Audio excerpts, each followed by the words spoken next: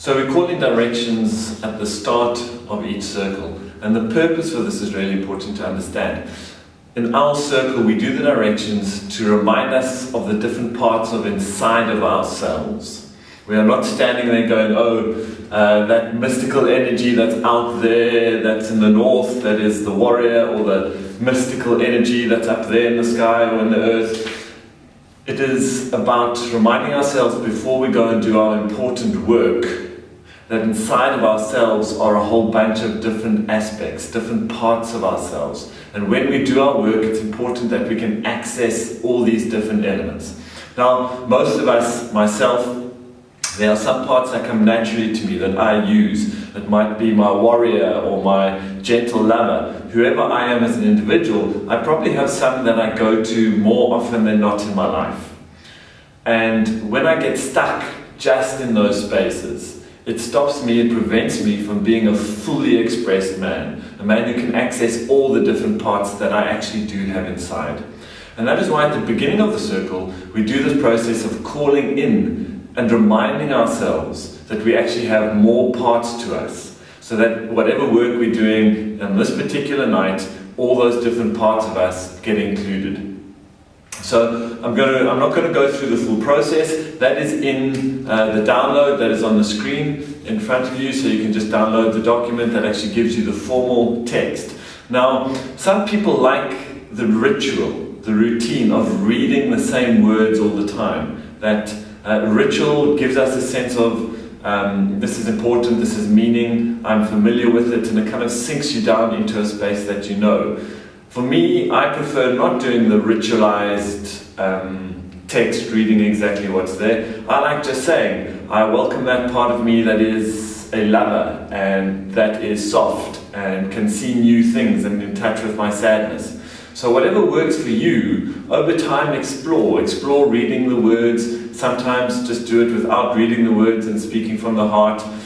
Find your own way. Just remember the purpose and intent is just to remind ourselves of all the bits that are in us. So the different bits that we call in. So the first bit is the lover. This is just a reminder to all of us that we have a part in ourselves that is gentle, that is soft, that has compassion. That can very easily connect to our own sadness, our own sense of being connected to someone else through deep emotion. It's also the part of ourselves that is good at new beginnings, that exploration of new things, new ideas. The next part of ourselves that we normally call in is the warrior. So this is the part of ourselves that says no. That is very good at drawing a boundary and saying, you do not cross this boundary, not with me and not with my family, not with whatever it is in the issue, and this is where the boundary is. The warrior is also the energy of doing things. I'm going to go and do it, it's going to get done. I'm a man of my word, I have integrity. When I say I'm going to do it, I do it. That's the energy we want to remind ourselves of when we talk about the warrior. The next energy is the energy of the king. So this is that part of ourselves where we are deeply connected to a vision for our kingdom, either internally or externally, a vision for our family, a space of justice, of dreams, of having a responsibility for more than just myself and myself. So the kingly energy is this strong, wise, full of wisdom, royal person who's going to make decisions based on the best benefit of myself and all the people around me. After that comes the magician. So the magicians are really, like them all, is a really important component. The magician is that part of you which can figure things out, which can do the work, which can go inside, connect to my fear, connect to my anxiety, understand where it comes from, figure out how to work with it, how to bring it from that deep space in my stomach that it often gets stuck, and how to bring that into my goal, how to bring that and share it and rechannel it so that it becomes a resource for me. The magician space is a part that when you stand on the carpet, when you're doing work, the magician is there helping you play, understanding, seeing connections. Really finding through our mind, finding ways of improving and growing who we are. The next energy or part of ourselves that we remind ourselves about is the energy of above. So this is often associated with the masculine aspect of being able to create and see beyond what is already here. So the idea here is almost, if you look up into the skies, there are endless possibilities. You can travel up into the sky and keep going, and there'll always be the next space. You will never reach the end. So it's this vast, endless space of possibility, and our willingness to go there, to keep looking, to not be constrained, to not be tied down, but to really see that things are possible, and use our imagination and our vision to find it. The next energy is the energy of below.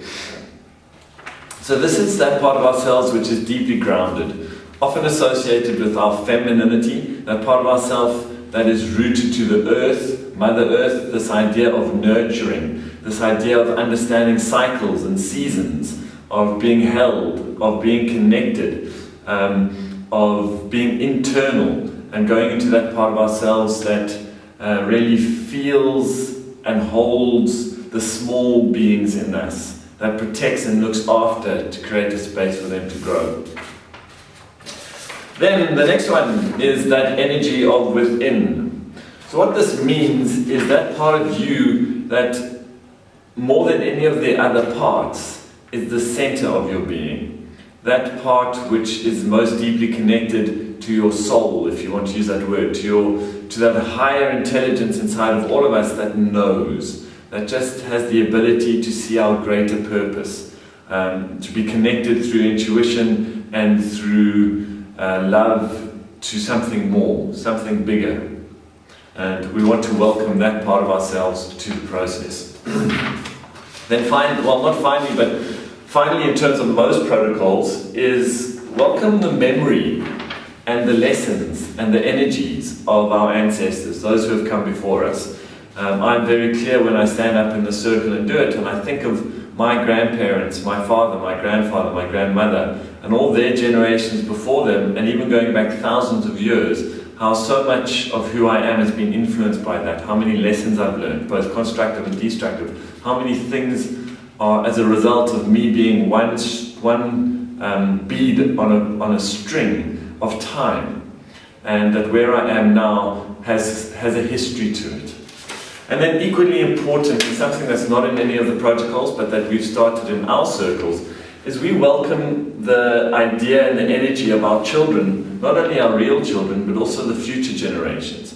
And why we've added this is just also to acknowledge that while there's a whole stack of generations behind us, there's also a whole group of generations ahead of us. And those generations I want to be present and conscious of when I'm doing my work, because they, in a way, will be significantly impacted by what I choose in my life and how I behave and the lessons I learn and how I grow. They get that. I pass it on just through being in community with them, being part of their family, being their parents. So that's the calling of the directions. There are many different ways you can call them in. You can make it ritualized, you can face the north and the east and the south. Really find your own center about how you want to do this as an individual and as a group. And go and play and have fun.